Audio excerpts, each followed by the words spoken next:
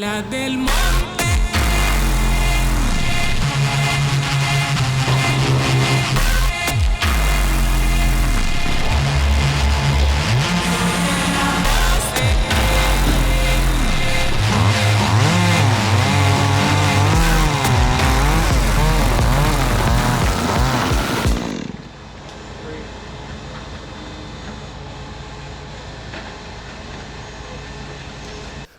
Today I'm very excited to be doing another harness review. If you've been watching the channel for a while, you know that the very first video that I did was a review of the Valiant saddle pads, and I've also reviewed my Camp Tree Access harness that I loved very much.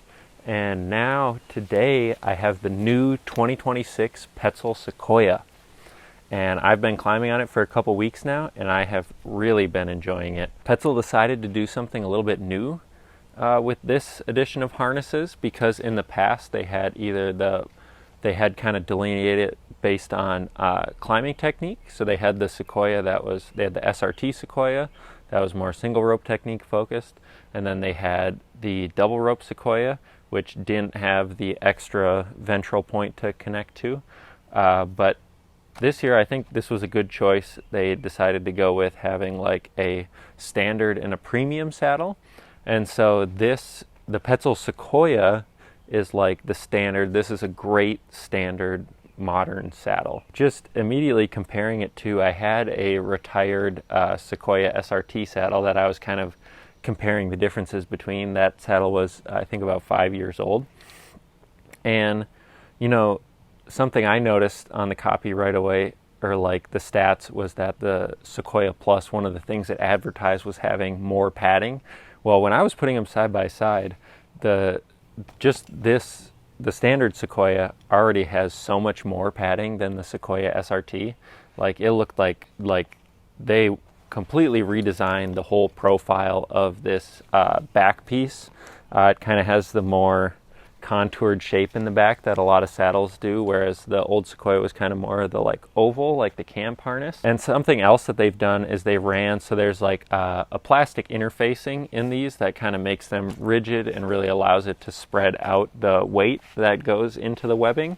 And on this one, I think I noticed on the old Sequoia, it doesn't go all the way to the edges, but the interfacing on this harness goes all the way out to the bias binding here, which means that it's really maximizing how well the weight is being distributed throughout the harness. So I've thought that this thing has been like super comfortable, so I can't even imagine how much better the Plus is. But I was so excited about this harness because one of the things I didn't really like about the Sequoias was I did not like the lower D rings that they came out with when they switched from the open rings to kind of going with the flow with the tree motions, and they went with the more standard, or what is now the standard, like lower D shape, and they had that removable dog bone. Well, this year the Petzl Sequoia, not the Plus, the Sequoia, has a basic version of the lower Ds now. So notice there's no removable dog bone here. This is just solid aluminum all the way around. There's no special bits and bobs you have to inspect about this hardware. Just inspect it as if it were a rigging plate. And I'm so happy about that, because I have had two people that I work with that they've had issues with that dog bone staying in and had falls out of trees, which is a big deal. And you know, I've climbed on the camp saddle for a long time, and that has, you have hardware with removable screws that support your bridge, so I inspect them every time I climb. And these were not really conclusive whether it was an issue of negligence and the hardware backing out, or if the hardware failed and came out, because we weren't able to recover all of the hardware from one of the instances. But that's super scary. And even though I know a lot of people have no issues with those dog bones, I obviously was just never going to buy one of those saddles and use it. But when I retired the other Sequoia for a coworker, I wanted all the buckles off of it to use for crafts and stuff. I was totally blown away by how well all of the life support webbing had fared in that Sequoia. Like, especially these leg straps are super common to wear out on other harnesses, and they look perfect. Like, I saw no issue with them. The reason the harness was being retired is just that it was older and had just been worn to shreds in the padding. So I was just crazy impressed by how well all of the life support webbing had fared. And I was like, this is a really well made harness, and I would definitely climb on one, but I just wasn't going to climb on one that had those the removable dog bone for the bridge things. So that's very anecdotal and really about me, but I was like, I'm only going to climb on a Sequoia if they go back to, I love the open rings. I know that's kind of the same thing as the dog bone, but I like the open rings more. Or now that they have these standard lower Ds, I was like, absolutely, I would try that. I would love that harness. And so I've been trying it. It's been excellent. I've loved climbing in this thing. The padding is super comfortable and really rigid, not too rigid. I've tried on Edelrid Tree Rex, and I immediately was like, yuck, no, because I didn't like how firm the padding was, and, well, kind of lack of padding. It's more like a firm netting, and also they had super small, like, upper Ds, and that just really annoyed me. I do wish these lower Ds were smaller. I would always, when I make my harnesses, I minimize this as much as possible with the DMM shackles. But yeah, I was super excited about these basic lower Ds. Now, this harness comes with the sewn terminations like you can do on the Sequoia Plus. But obviously, because this isn't removable, if you want to change any of this hardware, you're going to have to cut it and do the knottable bridge. So Petzl also sells a knottable replacement bridge for this, which is what you need if you're going to replace this bridge, because obviously you can't reinstall this sewn bridge. And something I was worried about was, I think the Sequoias previous to this did not come with a bridge ring, and that would be a huge bummer if you bought this saddle and it didn't come with a bridge ring and you just had to immediately cut this bridge to install even just a regular bridge ring. But they do come with the medium size ring, which is like my favorite size of ring. I don't like the gigantic bridge ring, and I sometimes like the super teeny tiny one, but the medium size, perfect. Everything about this is just in the Goldilocks zone. I've loved the bridge length. I haven't felt the need to adjust it at all yet, and really liked it. But just these changes in the bridge system were something that I was super stoked on.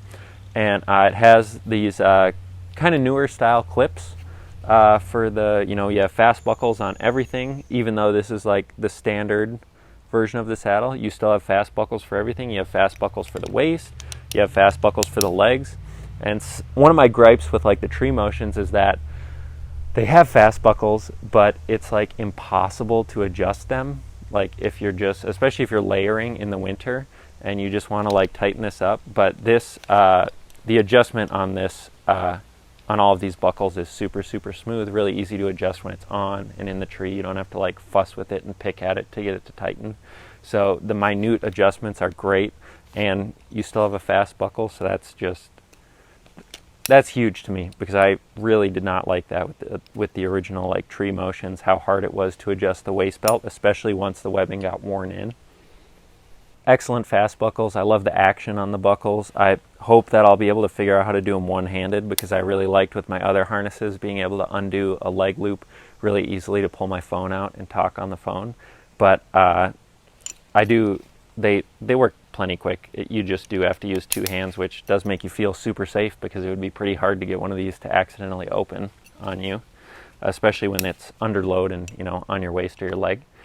It also has something that I love to see in a harness, is just that it comes with good gear loops.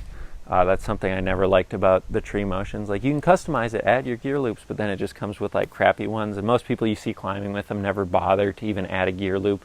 They're just using those red ones in the back that kind of suck. It's bad placement. And I just like any harness that has well laid out gear loops. And Petzl also does rock climbing. Rock climbing gear loops are always great. So camp and like Petzl harnesses are like, have an excellent layout of gear loops. And this one even has my favorite gear loop location, which is, you notice how it has a gear loop that's all the way forward right below the lower Ds. Now, I'm not going to keep stuff there regularly. I'd prefer it further behind me. But when I'm doing stuff like cabling and things like that, where you're accessing tools quickly and changing things over, I have the bad habit of when I'm like switching tools of just clipping it to my lanyard when it's around the tree, just so that it's right next to me and readily available. But having just having a gear loop that's that far forward, you know, it's right there. So I can just be swapping the drill from the drill to like the tool pouch with the rig eyes and stuff. So I was super excited about how forward this gear loop is, and they have a good slant on them, so you can clip gear in the back and it's gonna, you know, kind of slide up towards where you're gonna want to grab it to take it off. And you have a lot of tool carrier locations. We have 2 here, and then we have 1 in the back, and then 2 on the other side. The tool carriers were tight when I got them. I could only get the Caritool in, and I love my transporter, and so I was pretty sad when I couldn't quite fit it in there. But after doing a couple crane jobs and having a big saw rest in the Caritool hook, it did relax this webbing enough that then I was able to slide the transporter in easily. So I was really sad. I didn't think I was going to be able to use my favorite tool carrier, but after a little bit of time, I was able to slip the transporter in. So it does fit, just not right away or very easily.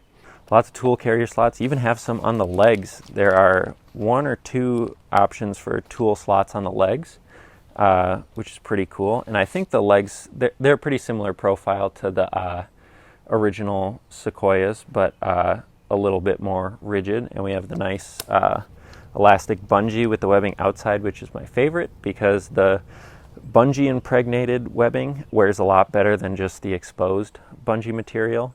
The buckles are plastic, so but I think they'll last plenty good for what they do. And then you do have all these little loops, which I think are for retroactively adding the knee ascender setup.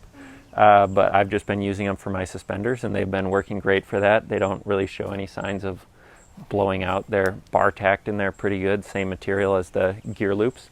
Something that is stylistically interesting about this harness that I'm interested to see how well it wears was it's definitely probably a cost savings issue, but this outer layer, this like Cordura or whatever material that is like the outer layer of the harness that covers most of the life support webbing, you can tell is like laser cut, and so it is terminated by being burned, but that's not really the same as like a seam, like folding a seam and sewing it or having like bias tape on something like this.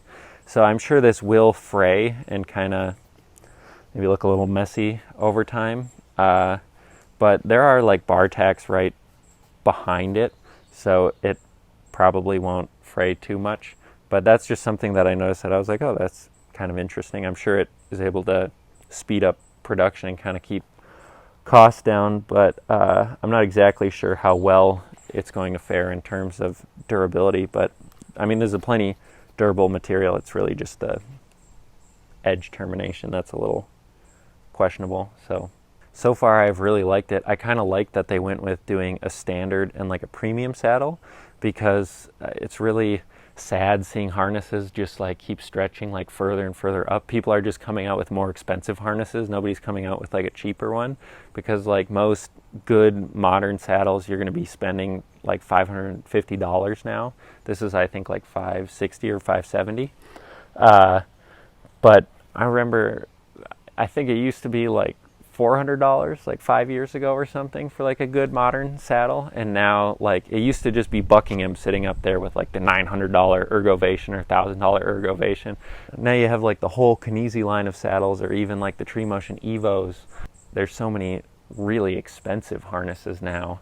You're spending a lot of time in it. It makes sense that you would spend the money on it, but it's something that's tough to get into because the gear is all so expensive that it's sad that there's not good options that are really cheap anymore. There's the Singing Rock Timber harness, which is a good modern shape saddle that's pretty inexpensive, but otherwise you're going to be buying the Weaver cottonback saddles or the Buckingham cottonback saddles. But I'm glad that they tried to have one that's a little bit more affordable. It's still a lot of money, $570 for something like this, but so far it is really comfortable and I'm really liking it. It's still not a budget harness. This is a great premium modern climbing harness, but you know, they also have the Plus, which is like crazy step up. But yeah, I've been doing a bunch of removals and a little bit of pruning in this harness, and I have found it really comfortable. The only weird thing I did have happen, that only happened once, so I don't know how concerned I should be about it, was when I had this harness buckled, I was just positioning in this willow I was removing, and I turned, and this lower D caught the adjustment buckle and just completely slacked out the waist belt in my harness.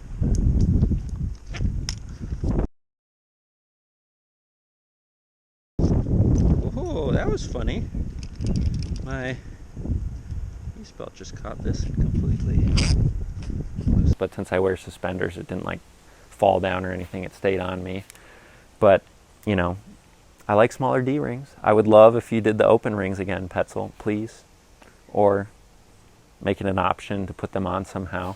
But I really like the direction Petzl went with this line of harnesses, and I'm super happy to be climbing in the new Petzl Sequoia. This thing is pretty sweet. I'm excited to see how it holds up, and this is probably the harness I'll be competing in next year, because I'm still just not quite at where I need to be able to use my own harnesses. Someday. I'm still working on it. Someday I'll be able to compete in my own harnesses, but this is a super great harness, and I'll be excited to use it next May. So thank you so much for watching. Let me know if you have any questions about the new Petzl Sequoia, and I would love to answer them. Thanks so much for watching. I'll see you in the next video.